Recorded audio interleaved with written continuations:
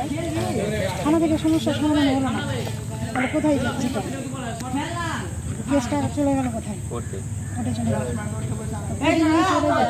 কারা কারা এই পরিষেবাটা পায়? যাদের 1 লক্ষ টাকার কম, এটা সাধারণ মানুষ বেকারদের 1 লক্ষ টাকাই ইনকাম করতে পারে না, পারি কি?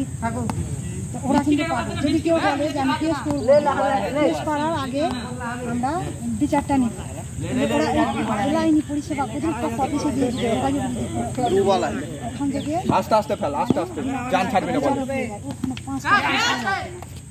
ফ্রিতে কিন্তু পাবে। মামলা দীর্ঘদিন ধরে চলছে কিনা, ওরা রিকোয়েস্টে মিলে যদি বলে যে আমরা কেস চালাবো না, আমরা মীমাংসা করতে চাই, ওরাও কিন্তু এই জেলা আইনি পরিষেবা কর্তৃপক্ষ অফিসে গিয়ে করতে পারবে, মীমাংসার জন্য যোগাযোগ করতে পারবে। এটা হচ্ছে আমাদের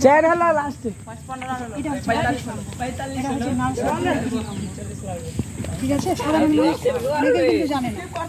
তোমরা কি জানো যে সাধারণ মানুষ বিনামূল্যে আইনি পরিষেবা